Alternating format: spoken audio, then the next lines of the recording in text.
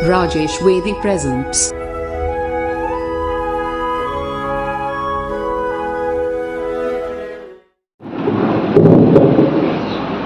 नमस्कार जी, राम राम, आदाब, सत श्री अकाल। बड़े ही शांत और गरिमामय वातावरण में कविता की सरिता कल कल बह रही है। एक भी आदमी उठ करके नहीं गया है और कुछ देर के लिए मेरे पर भी ये कृपा रखना के बीच में मत जाए। कवियों को आदत होती है जितनी भी ज्यादा संख्या हो उतना इधर से मूड बतिया बनता है। संख्या उस हिसाब से कम है, लेकिन राजस्थानी का एक दोहा बड़ा फिट बैठता है यहाँ कि चंदन तो चुटकी भलो गाडो भलो न काट। एक चुटकी चंदन एक गाडा लकड़ी। चंदन तो चुटकी भलो गाडो भलो न काट, चातर तो एक ही भलो मूर्ख भला न साठ।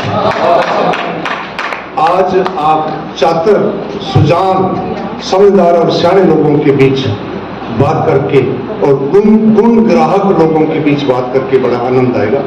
होली का वातावरण है और हंसने, मुस्काने, खेलने और हुड़दंगबाजी का वातावरण होता है बाहर तो, लेकिन यहाँ आप बड़े जिनको सुधी श्रोता कह सकते हैं ना, वो सुधी श्रोताओं के बीच कविता पाठ का मौका मिला है। बड़ा सौभाग्य है हमारा। वैसे तो नीरज की कविता की लाइनें दोहराया करता हूं मैं कि आत्मा के सौंदर्य का शब्द रूप है काव्य। भीतर की जो सुंदरता है उसका रूप है कविता। आत्मा के सौंदर्य का शब्द रूप है काव्य। मानव होना भाग्य है, कवि होना सौभाग्य। तो ये सौभाग्यशाली लोग बैठे इनके बीच कविता सुना रहे हैं और हंसने हंसाने की सबने बात करी, हंसने हंसाने की।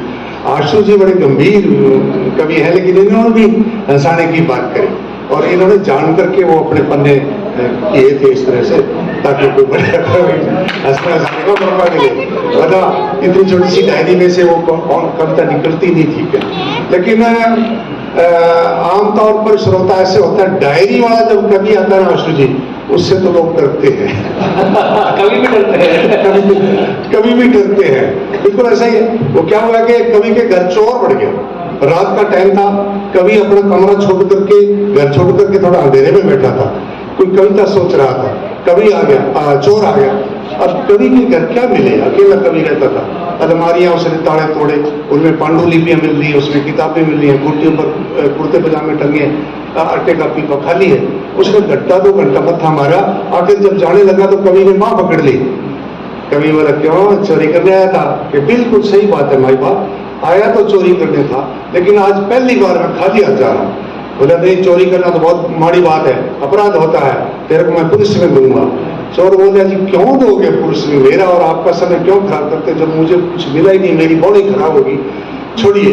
बोले नहीं, या तो फिर मैं पुलिस में दूंगा या मेरी कविता सुन, जो भी तेरे पर बनाई है। आशु कविता है, अभी अभी बनाई है, तेरे पर बनाई है।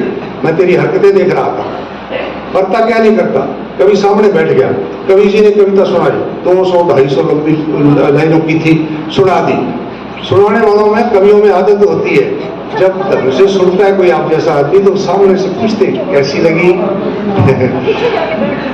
वो चोर ये थोड़ी कह सकता था बुरी लगी, बोले कि अच्छी लगी। अच्छा तो फिर एक और सुनो। अब उन्होंने डायरी उतार ली, अलमारी से डायरी निकाल ली, लग सुनाने।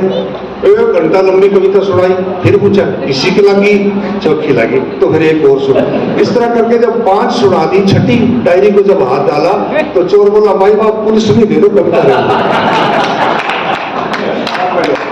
होली का वातावरण है और होली बीच बीच में अच्छी बात भी करनी चाहिए। होली अगर अध्यापक के रूप में मैं कहूँ तो 4 अक्षर होते हैं अंग्रेजी में, अगर होली लिखे HOLI, होली, तो इनके सबके अलग अलग अर्थ निकलते हैं, बड़े अच्छे अर्थ निकलते हैं।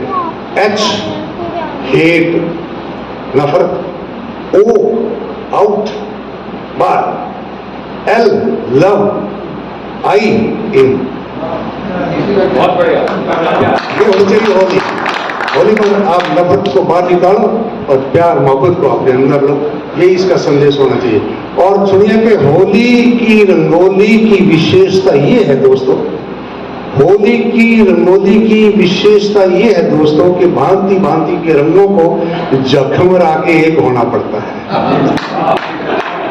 बहुत बढ़िया, बहुत ही अच्छा। आप यहाँ आए हैं, आपकी विचारधाराएं अलग हो सकती हैं, आपकी जरूरतें अलग हो सकती हैं, लेकिन यहाँ आप सब कविता की जरूरत लेकर के आए हैं, कविता सुन रहे हैं कि गाड़ी में तेल हो तो आगे बढ़ेगी जरूर, गाड़ी में तेल है तो आगे बढ़ेगी जरूर, पाम ब्रेक पर हैं तो खड़ेगी जरूर, पाम ब्रेक पर हैं तो खड़ेगी जरूर, खुदा ने आंख दी है तो लड़ेगी जरूर, और आंख गड़बड़ करेगी तो पड़ेगी जरूर। कविता हथकढ़ शराब की मानिंद होती है, थोड़ी थोड़ी पिएंगे तो चढ़ेगी।